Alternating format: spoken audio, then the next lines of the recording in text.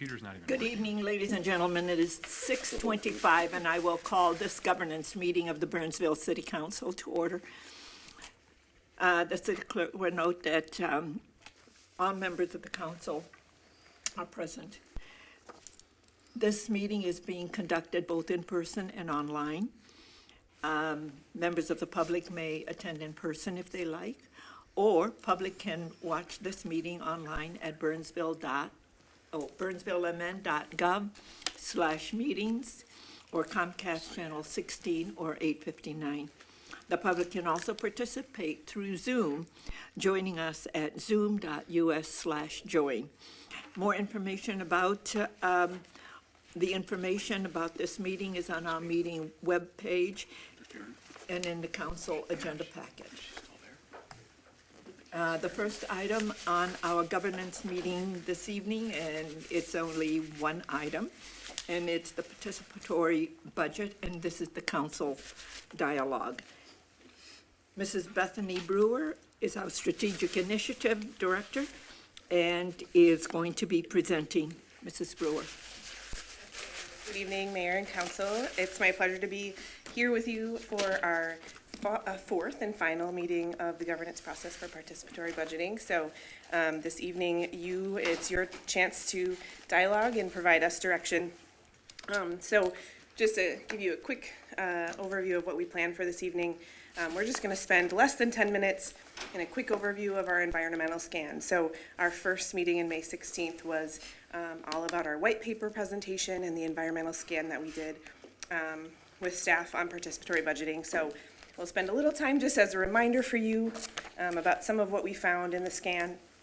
And then we're really going to turn it over to you to talk and ultimately let you give us your direction on the program. So if you all have before you a copy of that white paper, just in case for your reference tonight, as well as a copy of our white paper presentation, and then a copy of our kind of the memo from our legal counsel, the opinion that we received from them on participatory budgeting.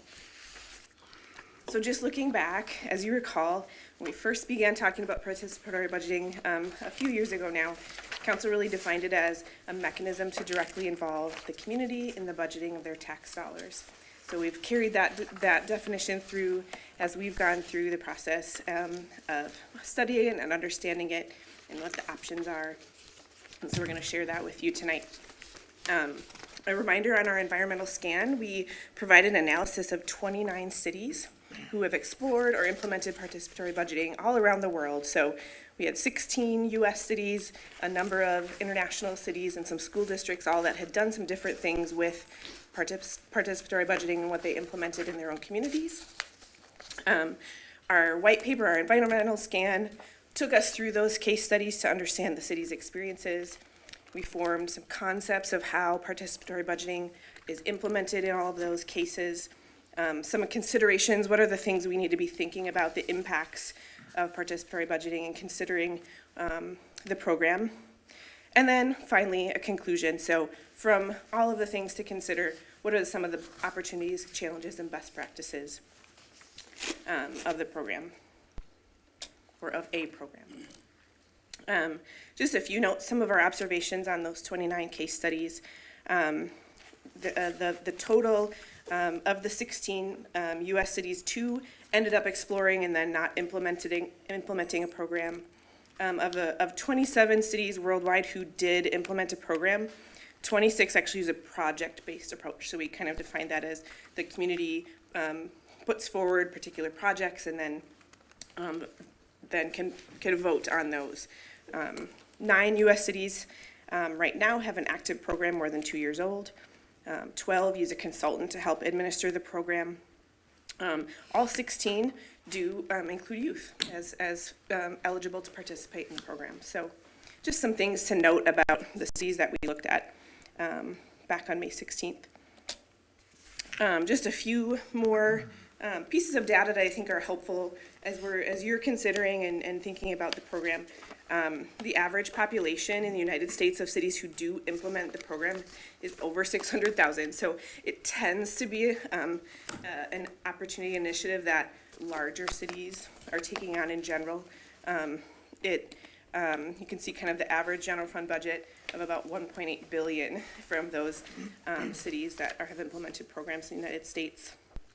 And then average participation rate, right? In the United States, it tends to be on average about 1.32% are actively participating in the program in a variety of opportunities and engagement type of opportunities that exist throughout the program.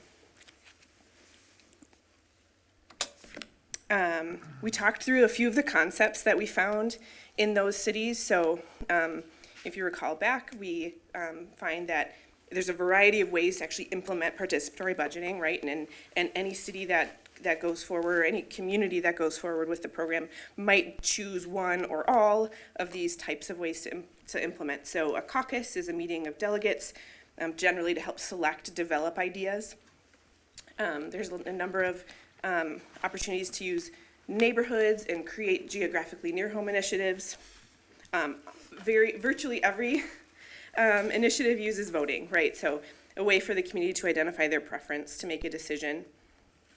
Some use workshops that help provide the community opportunities to share input or learn about the program. Oftentimes there's surveys, so a time to collect ideas or community input. And then a lot of times they're using teams, right? So a group of people that are getting together to share ideas, to help lead the program, to steer the program, whatever it might be, are some of the ways that the programs are implemented. So a few things to consider, right? Considerations are the impact, right? What do we need to be thinking about when we're thinking about implementing an initiative like participatory budgeting? So we got to think about the people, right? Who's involved? We want to make sure that our program can be designed to be as simple and accessible as possible. Right? We would be looking for barriers to participation and those types of things. Our community needs, right? So what do people want? How do we understand what they want? And how are we making sure we're delivering that? We want to make sure that programs don't interfere with essential services or where technical expertise are necessary. So there's certain recommended best practices that would kind of steer us away from some of the things where we really do need the expert to be making those decisions.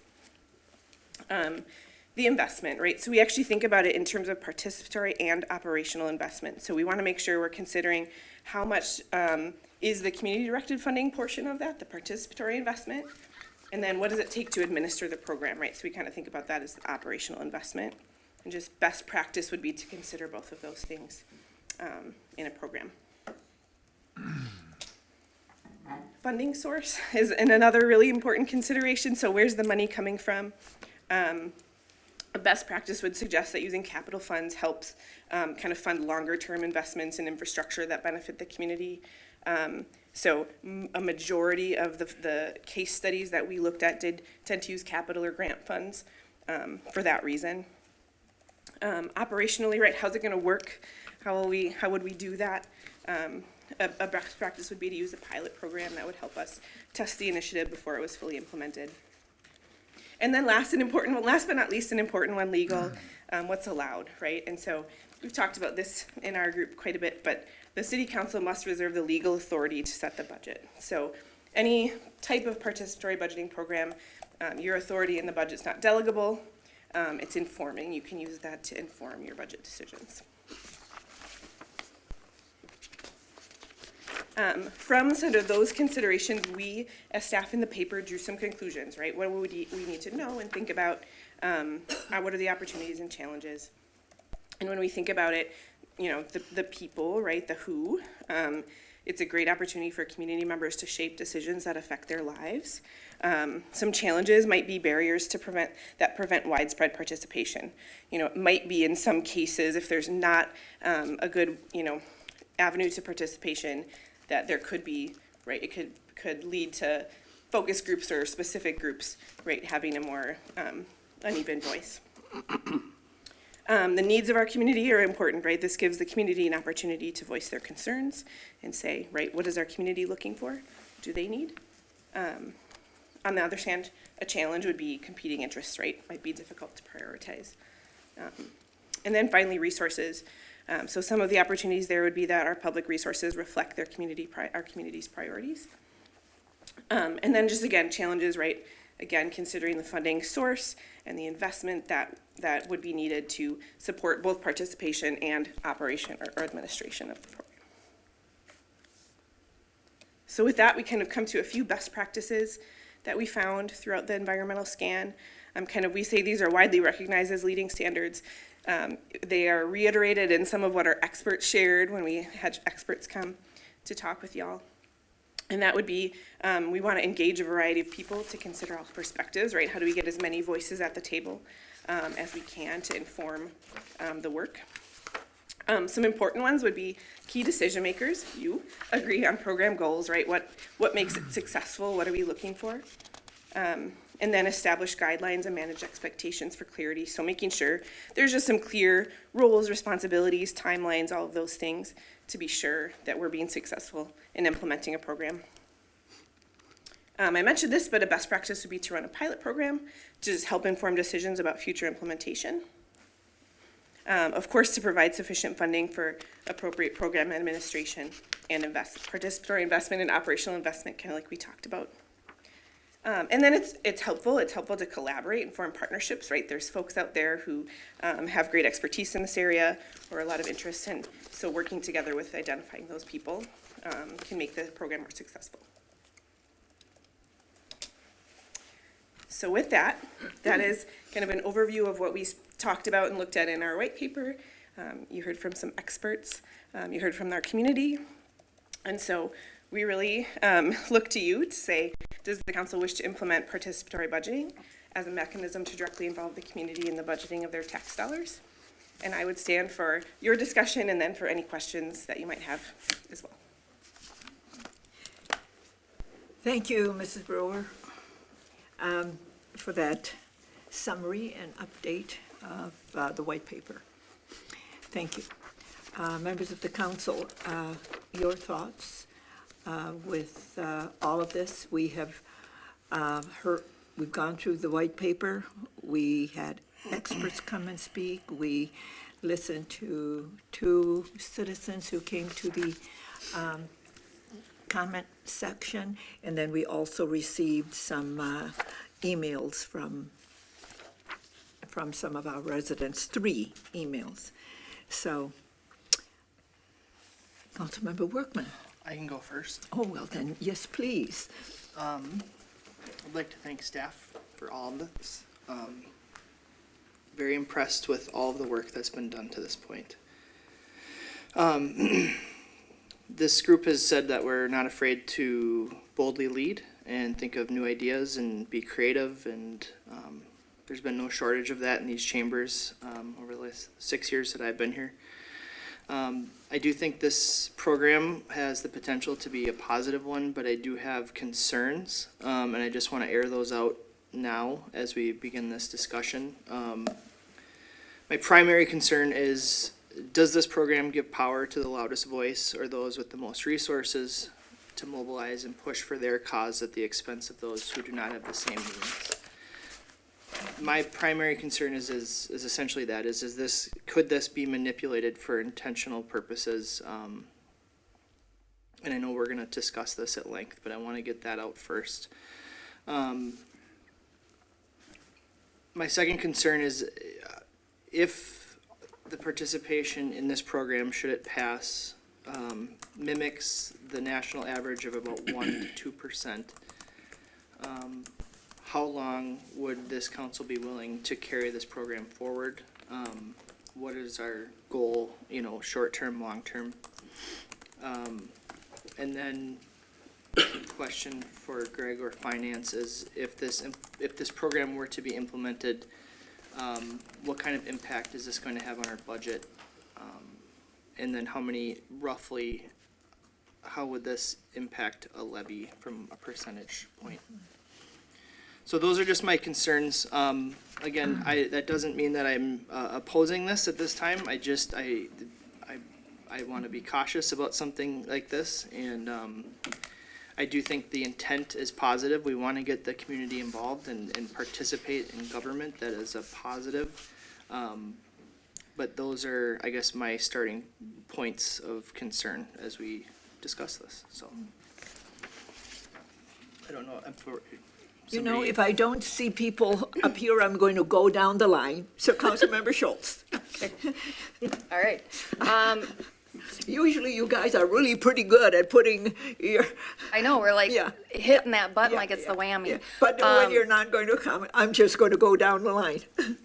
Okay, so I think any system has potential to be manipulated. Absolutely any system. Can you reduce the likelihood that this could be skewed? Yes, and I think some of the case studies and examples shown in here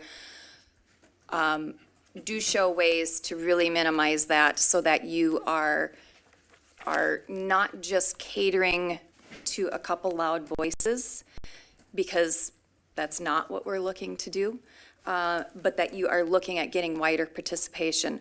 The other question you had was, okay, there's the average of about 1% of the people being involved. How long would we wish to continue it? I would say if we have that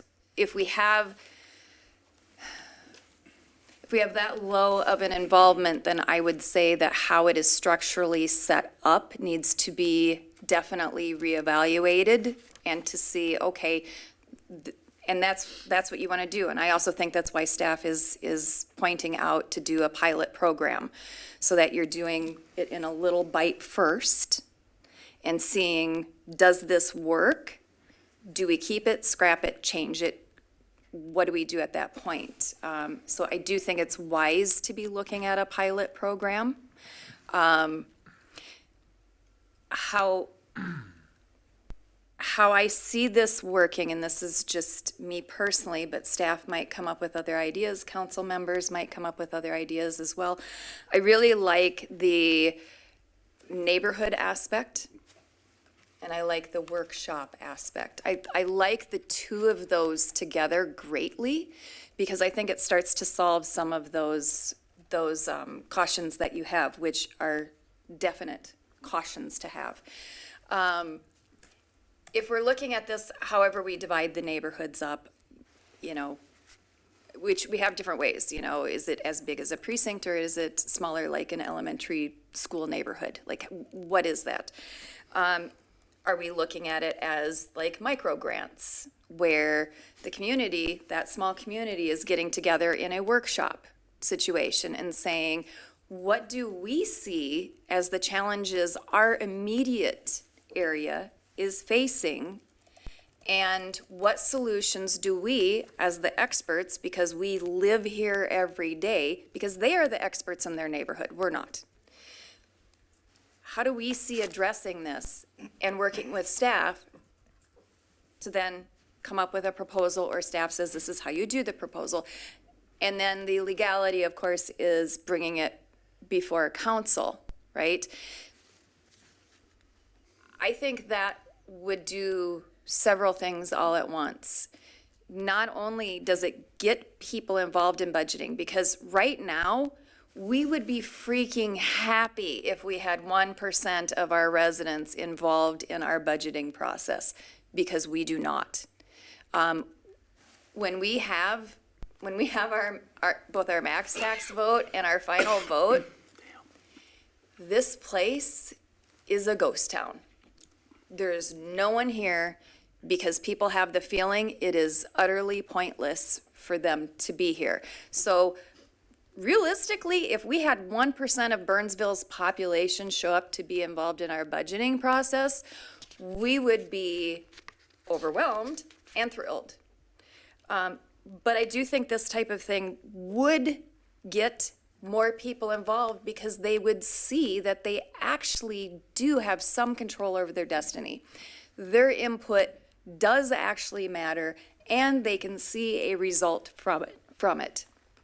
The other thing that I think it would do is strengthen our communities, which is one of the reasons why we have our Night to Unite, right? That's to strengthen communities, and, you know, they have the get-togethers and the potlucks and that type of thing. And yes, that's for public safety, but it's also to build cohesion and trust and conversations and getting to know your neighbor. Like, all of that to form communities. Because when people are looking at somewhere to live, yes, they're looking at the city amenities and they're looking at location and, you know, can they afford a house? But they're also looking for, you know, do I have this feeling of belonging here and that I fit in with my neighbors and you know, and I feel welcome. Do I have that feeling? And I think this also, as like a bonus, but a big bonus, helps to do that as well.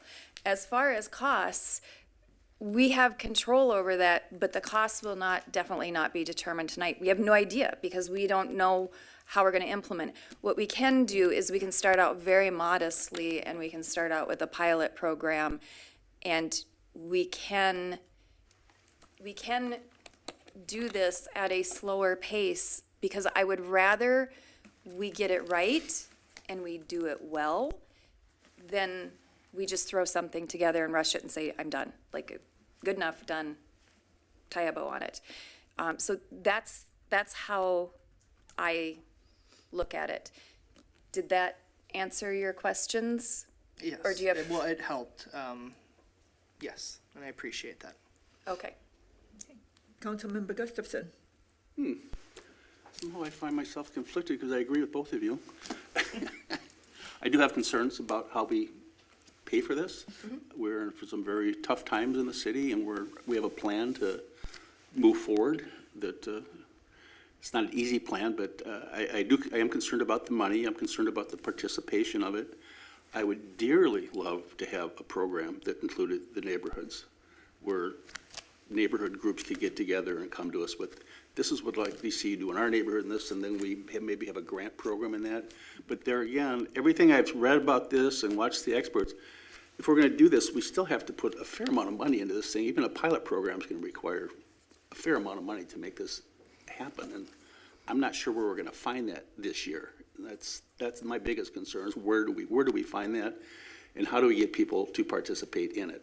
You know, we're doing a lot of outreach these days. We're in the parks, we're in neighborhoods all the time with our new vehicle. I mean, we are trying our best to get people involved in the process, in our budget processes, and pretty much everything else we do in the city. And so for me, I don't see how we do it at this time. It's something I think worth revisiting in future budgets.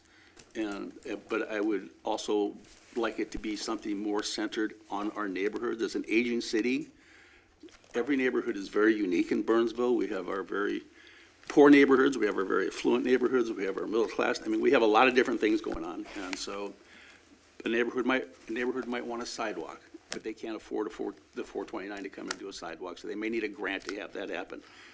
Those are the kind of things I'd like to see us look at in time, and that will bring different neighborhoods in to tell us what they'd like to do, and maybe we set up something to, you neighborhood groups get together and give us your presentations by this date, and every year we make determinations of what we're gonna do and where we're gonna do it, and then the next year we do it again.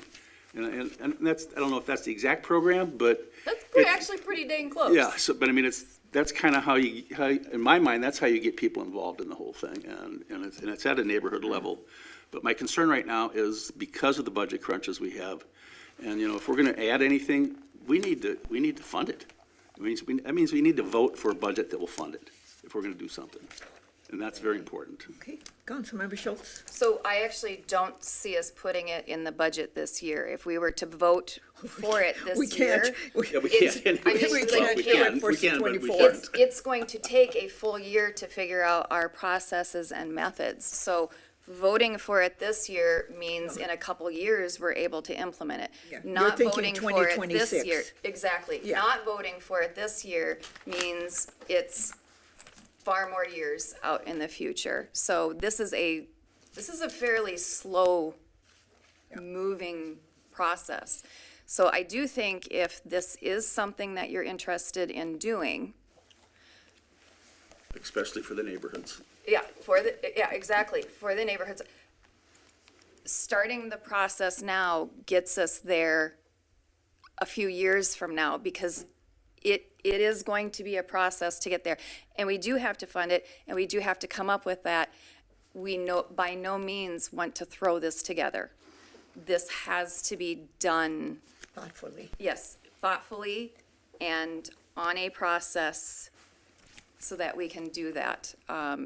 So, no, I don't, there's no way there's no way we're funding it this year. That's not happening. Yeah, no. Councilmember Keeley.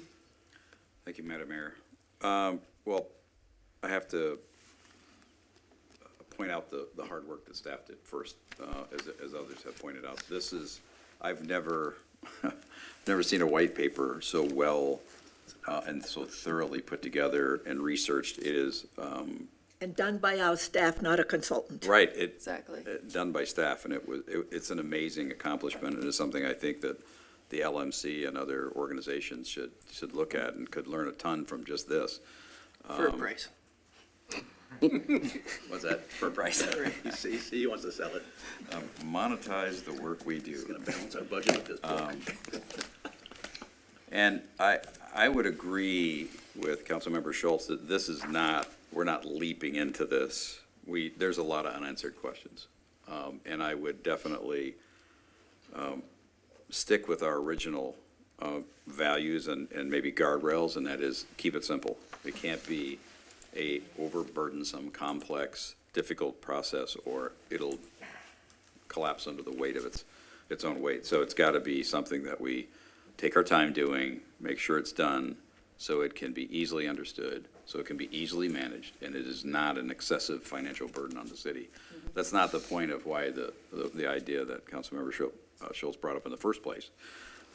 It was to engage our public, and there's obviously emails that have come in favor and one opposed in the group that were just given, but there will be a lot more. I'm sure if this process moves forward, and I wholeheartedly support it moving forward, we'll see and hear a lot more over the next year or so from our citizens and people who are really interested in this. I do believe this is really common for the city of Burnsville to do. We have a history of setting precedents and trends and examples that other cities then turn around and follow. And so I think under our boldly and brave, our bold value, this fits in it. And I think it is, I've always believed this is something that I've always thought was a great idea. I valued it when I lived in other states, and they had different types of mechanisms for citizens to get involved, or business owners to speak their mind and get involved and have a say in what was going on. I always felt that was representative government, and I think this process is a great example of representative government, and that is participation by the entire citizenry. They vote us in office, and as was called out during the comments, we're held to sort of check our own personal opinions at the door and just bring, well thought out, very objective, very fair decisions. And to me, there's nothing better than when we're talking about a massive multi-million-dollar budget, is to be able to reach out and connect with our community and let them tell us where they think the priorities are. Otherwise, it's 5 of us deciding for the entire 64,000 population and/or all of the property owners. And so anyway, for that reason and a lot of reasons, I do believe that we should continue to move forward with this. And I don't know that it's, like I said, we don't even have an answer to the dollar question yet, because we haven't actually gotten to the point to start delving into designing a simple system that will achieve the goal. And then we'll know an actual hard cost on what even that system is going to cost the city taxpayers.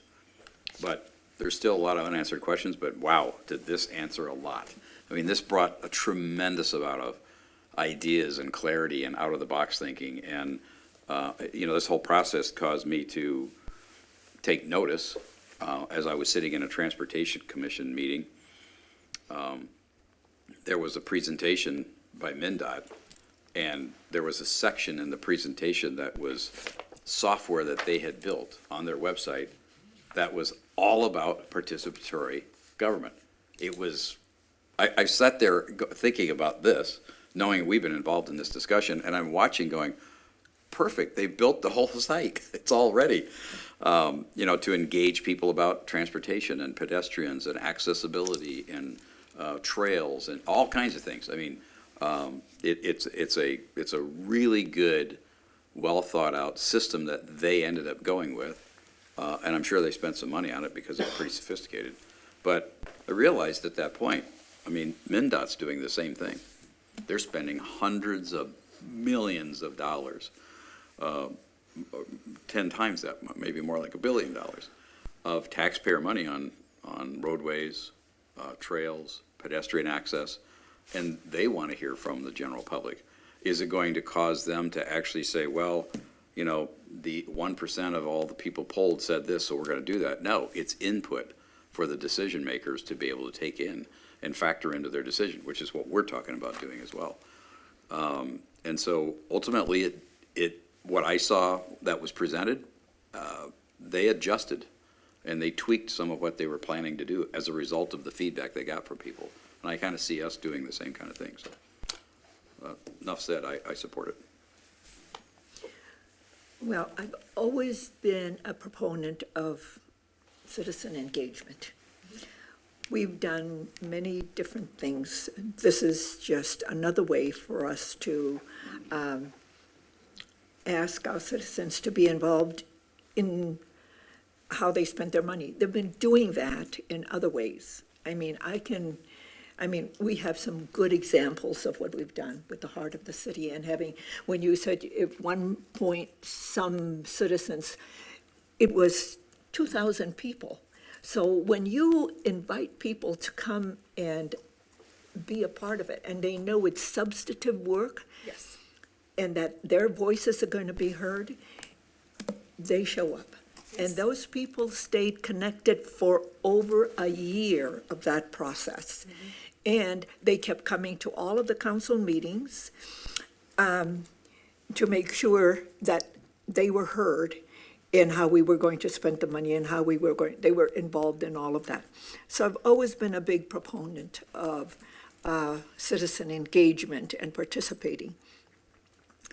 And if we start slow, but I don't want to lose the momentum in other things, like we have engaged, our staff is engaging our community in other areas, like Williams Drive. That's a neighborhood and that's a street. And I believe, Chief, how many engagements on Williams Drive has Public Works done? 4, 5 engagements, some in parks, some in neighborhoods, some in our events. I think 2 parties on the plaza. 5 or 6. So all of those people are engaged in what they think that street needs to be like in the front of their homes and so forth. But like everybody else, for me, one of the big things that came out of this study was that it's going to, according to what staff has found, and this is why I'm glad to hear, Councilmember Schultz, that you're saying, you know, it'll probably 2026, Yes. and perhaps into 27. Here's the reason being. We know that both police and fire still need people. Yes. And according to this, if we're going to go down this road, we're going to need people focused on this. Plus, we don't have a budget amount. So for me, it's always about how much money are we going to look at.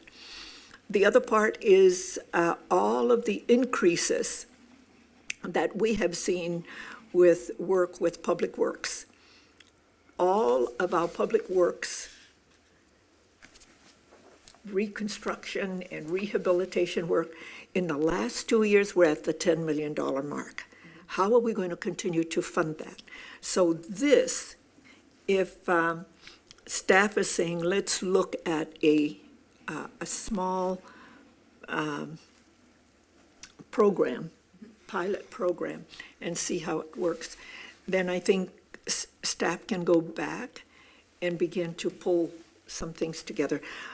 But I know that your plates are all full, and I hope that all of us understand that. You've got a lot of things on your plate, City Manager Lindbergh, all of you have. So the thing is, I would hope that all of us would just say, okay, we think a pilot program might be something, but here are the things that we need to make sure. How much it's going to cost? How much FTEs we're going to need for this particular effort? And then when does it phase in? Because there seems to be a lot of work with everything that we've learned through the white paper. There's a lot of work that needs to be done. So if I'm hearing everybody correctly, City Manager Lindbergh and members of our staff, is that go slow, a pilot program, but we also need to make sure that you all come back, not right away. We're in the midst of all kinds of things going now. Maybe next year, what will it look like and what will it mean? How many FTEs? I mean, right now, we're saying that we're going to be, according to the organizational analysis, 57 FTEs in the next 5 years, right? 60% of that is in police, fire, and public works. Am I correct in remembering those numbers? Madam Mayor, members of the council, the organizational analysis, which you adopted in 2023, that informed our 10-year Yeah. update to the FMP, and your non-binding resolution included the addition of 56 FTEs across the organization. Okay, off by one. Yep, over the course of pretty a good, though. 4-year implementation window. In terms of the percentages, between between police and fire and the rest of the organization, I would say your percentage recollection sounds pretty good to me, but I would have to go back and actually crunch those numbers. I can also show it on your update. Sounds On pretty your- accurate. Your weekly update Yep. is where I pulled those numbers Yep. from. Yep. So, but the thing is, that's what I'm hearing from the majority of the council, if I have missed anything. But I like the fact that we're going to do it. But I hope that we don't pause any of the things that we're already doing now. Because I know that we're still doing Williams Drive, and there are some other engagements that you already have in place that's going to happen. Yeah, Mayor, Council, we have a great group of staff that not only focus on engagement for their professional careers, but it is core to our values organizationally, certainly of collaboration and connection among the community. So it's something that we all work on, as you very well know. So yes, we will continue with those priorities. Bethany has a next slide, and I'm actually going to take it if you're all right with that. So kind of hearing the majority of the council is interested in moving forward. I did prepare some next steps for your consideration. So with direction to continue moving forward, I hear some conversation about the potential of a pilot program and being realistic about timing. I'll pause to say that I very much appreciate the council's patience on this. It was February of 2021 that this really came up substantively. We've had a lot of organizational change since then and to now. You've been incredibly patient with staff to allow us to do good work on this. Good Yes. change. Yes. And I certainly appreciate that. Our team appreciates that. I would echo your comments that this took a significant amount of staff to pull this together and do this well. And that team And I didn't really, want you to get a divorce over this. that team really contributed. Neither did I, Mayor. Aaron, did you get that? Now I will make sure that my wife watches this meeting. That team really did an awesome job on this. We talk a lot about a culture of team in this organization, and I will absolutely hold this project up and use it as a very practical demonstration of how a group of people can come together and can partner with one another to use their strengths in a very unique way to get to a great result. Can you just remind everybody how many team members all worked on this. I do know that you had sleepless nights, and I do know because Bethany, I do you- check in with your wife. Bethany, do you recall Yeah, it how was many there over were? 30. I think Oh, it yeah, was close to somewhere over, 34, right? yeah, somewhere around 34 as memory serves. So. All of these team members, all Yeah. 34. So I think it's interesting to note, right? That's, Wrote this. yeah, it's well over 10% of our workforce that was involved in this Yeah. somehow. I think that's something to be proud of and to I celebrate. am That's proud of that, participatory. and It's, that's, it's a Project. participatory, yeah, exactly. Entire staff. So a couple of things that I would ask you for just in terms of next steps. First, it's already come up here tonight. I'm going to continue to need your patience because we aren't going to let off the gas, so to speak, on other initiatives. We're going to keep hard charging towards those things. I will rearrange and make sure that we have staff resources dedicated to building a pilot, as you've talked about. But we will need some time to do that. So my commitment to you really would be three things: that we come back to you for a conversation around expectations and timing, just so we're on the same page. I think one of the things that I probably took out of the research itself was making sure that we are just abundantly clear with each other about what your expectations as our 5 elected officials are, and then using those expectations to inform how this is operationalized. So that will be really helpful to me. But we can come back and do that in the next several months in order to then further define roles and responsibilities, answer some of the questions that will inevitably come up that you're going to have about how this is operationalized. please don't put so much pressure. We're going through a budget. You've got 2 other big things on your plate with filling some positions. And I think we have an Excel report that's going to be coming soon. Chief, yeah? Okay, so and then we still have a SAFER grant that's in play also. So we all are aware of these. So I just am concerned about all of your mental health as well.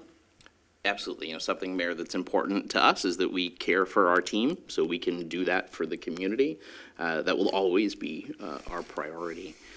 The final item, and Councilmember Workman, you had mentioned this. I don't have specific answers for you tonight on operational costs or FTE needs. That'll come. Hearing what the council has said tonight, I can start to inform some options, and my commitment to you would then, in these next steps, after we define those expectations, we're clear on timeline, I can start to answer some of those questions in an effective way. We committed together at the start of this project that staff was going to make sure the governance process worked. So one of the things that we've talked a lot about as a team is not getting ahead of your policy decision or direction here, right? That we wanted to provide a process that was free from our own bias, even, in making sure that you were able to make a great decision on our direction here. So we'll continue that, the spirit of that approach, but with some direction tonight, I'll be able to more clearly start to answer some of those questions. Just, Small baby steps, Yep. small pilot, and then we'll see where it all goes. and we can certainly define some of that in terms of that expectation setting part of the process. As And we I move hope forward. that all of you will also highlight, so our community knows that we continue to engage the community in all of the things that we're doing, so we hear their voices. Absolutely. So I think we answered all of your questions, because the roles and responsibilities are going to come from you guys. Certainly, Mayor, I would, Impact on the yeah, investment is going to come from you. I would suggest that would all be part of the next steps that we bring back, ultimately for your direction. Yeah, and But information to inform that. And I'm glad that, Councilmember Schultz right away said, this is not going to be next year or the following year. It'll probably be 2026 or however. For the implementation, yeah. How we get through all of that. Yeah, You have a lot of pressures and Mayor- challenges in front of you now. Mayor and Council, I certainly think that is more than reasonable. The staff had put together an estimate of an 18-month timeline, so we're tracking in about the same space without talking about the specifics. So yes, I would agree that that's more than doable. Okay. Member, yes, I just Councilmember wanted to add on Gustafson. to what you had said, Madam Mayor, to our city manager. The whole council says, we know this is going to take time, Greg. We know how you operate. You are like full speed ahead at all times, and we know that. But take your time, do it right. We know it's going to take time, and I'm just kind of urging you to not just lay so much on the staff as well. And we care about their mental Yeah, health, just absolutely. as they care about the rest of the staff's mental health and our community's mental health. So from the five of us, we care about the mental health of our staff, our leadership team, and the work that you're doing. So we want to make sure that you're all healthy and everything goes well, not only professionally, but personally for all of you. Absolutely, Councilmember Gustafson, Mayor, Council. Without a doubt, I am a maximizer by nature. We talk a lot about strengths in this organization. As if we didn't know. And I always want to deliver on that commitment to excellence and caring for the people in our organization that are going to really carry this out and deliver it to the community is incredibly important to me, and it means a lot to me and certainly to our team that the council is so thoughtful about our well-being. That is a significant element of the culture that we're trying to create as an organization. So I hear you loud and clear. We will absolutely do that, and we will deliver on an excellent project along the way. Down the way. But we're still doing a lot of things to engage the community. Absolutely. We will continue on all of those efforts, Mayor, without a doubt. Okay. Members of the council, is there anything else that you want to note that I may have missed in my summation? No? So, To adjourn? yeah, I Councilmember I would Schultz. like to thank staff. I would also like to thank my council members and mayor, because this is pretty exciting. This is a step forward of a trajectory we've been on.